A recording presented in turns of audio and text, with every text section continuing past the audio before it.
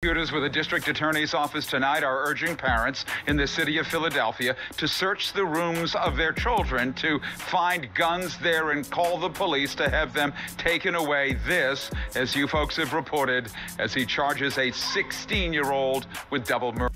Small group of young people in the city of Philadelphia made a decision to hold a gun, to point a gun at another human being and pull the trigger. In the first 10 seconds of this video, I gotta be completely honest with you. YBC Dul's death was probably the least surprising thing I've heard in a while, and that's very unfortunate. While I didn't expect for him to get shot within 24 hours of a viral hood vlog, the rate at which he was trying to diss every man, woman, and child from west to north to even South Philly, there was no other end result than to get overcooked. There was pretty much zero possibility of Dude going out and growing old at the rate that he was going. There was no doubt that Dul was just so traumatized from seeing damn near his entire friend group get murked or sent to jail that it led him on an express lane crash out mission that we know for him today. While the news of his death shocked very few people, the person who is actually behind this incident might just have you in disbelief. With the murder of a Philadelphia rapper, that shooting happened last month in Olney. The 25-year-old rapper Abdul Vix, also known as YBC Dul, was killed.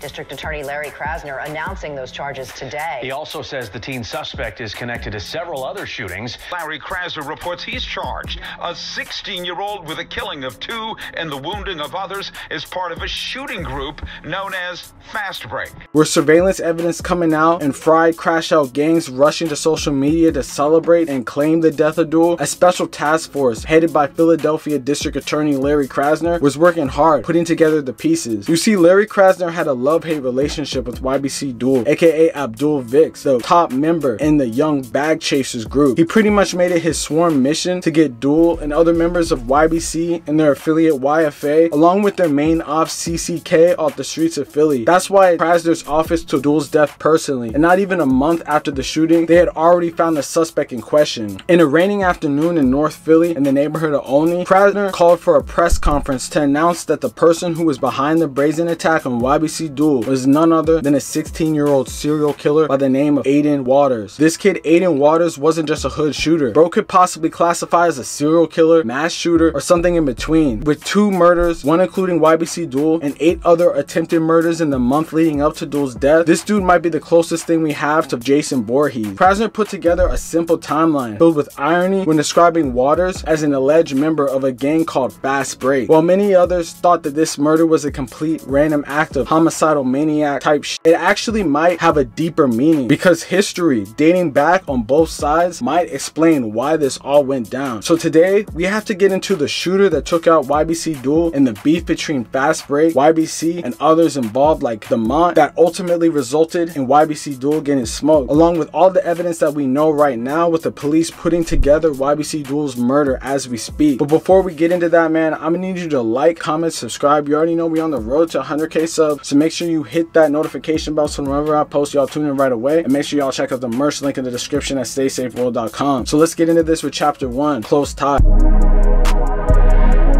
Imagine what type of person you gotta be to have terroristic high schoolers looking to take you out at every turn. The world of Philly trenches is a lot different than other places around the country. Most cities, when crazy shootings happen, is usually due to an ongoing confrontation or something extremely personal. However, Philly is one of those places where I've seen young bulls willing to take people out just because they want to get rank. You know, no money, no nothing, just straight crashing out. In other words, young kids as young as the ages 14, 15, 16 are already raising an already staggering murder rate for no real reason at all, just for the sake of being close with their gang. But in the long run, nobody will be really helping them fight their cases. No one will be helping them when they're facing life in prison. The only thing they can expect from their OGs, it seems, is a Glock with a switch and a mission. But obviously, this young kid Aiden Waters didn't need much encouraging, because some of his close ties could actually spell out how he ended up being a part of the Dul takeout in the first place. In order to explain that though, we gotta go from the jump to even see how these groups line, because Philly is crazy. You can have beef with someone right down your street, or you can have beef with someone that's far as 20 minutes north of you. To get a better understanding of how this went down, there's several groups that you have to consider are somewhat at odds with each other, but not exactly in the same way that Dul was known to be at odds with groups in his area. As you should know by now, YBC Dul is from West Philly, the West Philly gang called Young Bag Chasers, an infamous gang from the 42nd, 43rd, and intersection of Mantua in West Philly. They're pretty much known for being complete homicidal maniacs that ended up beefing after a beloved member of their clique was gunned down. If you want to learn about the specific West Side beefs, I have a whole nother video on that. But this video, however, is more focused on the north because that's where Dul was killed and everything that's the timeline directly after. And one specific gang in the West though might have had ties to the shooter, and explain how this even got down. Long story short, YBC Dul took the trolling to another level as a means of getting out of his war zone environment. This obviously would build a huge number of enemies, one of the closest being the Mont, also known as 445. The Mont, or short for Belmont, is a gang based out of the 44th Street area of West Philly, damn near a block away from YBC. They have had a really bad ongoing war, and it seems that it started back years ago when beloved YBC member by the name of Rashawn Hall was killed in the Belmont area, and ever since then YBC have had a major issue with them. At the same time, Belmont faced some losses too, the most known being the death of Jacon Williams, or as he was known as Q Raw. This was probably one of the most crazy incidents because it was literally caught in its entirety in 4K. On January 16th, 2021, two masked men were seen lurking in West Philly looking to take someone out. At the same time, a member of the Mont, Q Raw, was posted up at the corner and randomly approached by the two masked men before gunshots ensued, and he was shot multiple times and left in the street. Despite police picking him up and taking him in, he unfortunately didn't make it. This death became a major inflection point between YBC and YBC Dul, specifically would damn near diss this bull in every song, calling him Q Rizzy as disrespect. YBC Dul would also make fun of another The Mont member named Sir from the Mont, who was reportedly killed while driving a stolen Kia and getting into an accident. While this beef was so far primarily been contained within the West Side, a particular group of younger bulls, like super young high school age, apparently had a close relationship with a lot of the people from the Belmont area, which would later tie into the death of YBC Dul, which we'll get into right now in chapter 2. FASTBREAK, the enemy of my enemy is. Throughout Larry Krasner's ominous press conference detailing their findings on Dul's killer, there was one group that was getting constant mention. In fact, it might be the whole reason why they were on a basketball court in the first place. From Krasner bringing up sports references such as scrimmage as slang for doing drills, it all seemed like it was an intentional means to spread a message, and the intended target for this message is some of the most bold, reckless, and fried sophomore age and high school shooters you can ever imagine. They call themselves FASTBREAK. Not much is known about this fringe North Philly based group, on the fact that many people had really just heard of them several days after the Dul shooting. But everything we do know about this homicidal maniac group is something having to do with sliding, guns, gang ties, and all around crashing out. It's apparently where the shooter Aiden Waters reps. What they do know is they seem to be a North Philly group full of young shooters who have pretty much been terrorizing the city as a whole. Based in the area intersection of 65th Ave and Ogonce, Aiden and his group have apparently been having close ties to a gang called M24 out that way. At the same time, they apparently had a cordial relationship with the Mont for some time now, which would explain why they definitely were having an issue with YBC, and specifically YBC Dul. As I said before, YBC Dul has spent the better parts of the last years dissing the Mont heavy, naming both Q Raw on many songs along with Sir for the Mont in some of the most disrespectful ways you could imagine. For instance, earlier this year, it was apparently Q Raw's grave that YBC Dul went to dig up when that first video of him in a cemetery went viral. However, as YBC Dul was using the streets to leverage his rap career, it seems like his enemies were steadily plotting his downfall. You know what the age-old saying says about enemies and friends. Seems like Dul was well aware of his problems with the Mont, but his fatal error that day seems that it was more indirect. Even though he didn't seem to know FASTBREAK too well, they definitely knew him. Bro had many problems in the city that bro could not only pay attention to his ops, but he had to know the younger generation of the people that he was close with. As time gone by since the actual YBC Dul shooting, more and more clarity has come with the timeline of events that led to the shooting, which we'll get into right now in chapter 3.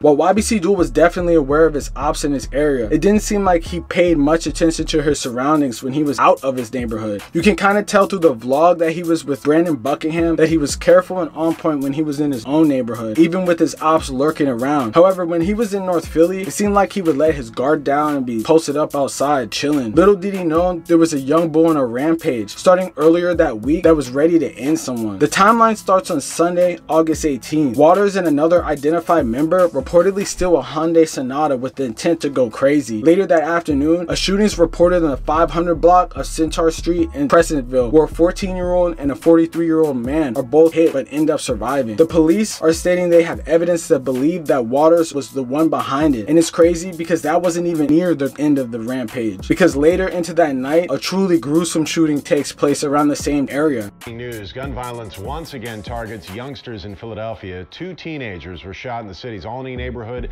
well after midnight, and one of them is in critical condition. Action News reporter Corey Davis is live along East Duncannon Avenue with more. Corey? Matt, good morning. Police are still holding the scene right now. The first of what we believe of 2 scenes. This is the first one here, once again, East Duncannon Avenue.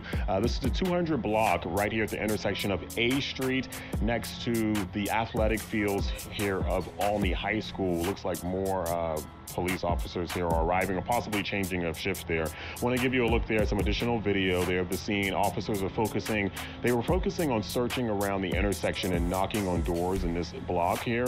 There are 2 victims, both male teenagers. It's a shooting with 2 crime scenes. The first along the 200 block of East Duncannon Avenue near the Olney Charter High School's track, where police responded to shots around 2:30 in the morning.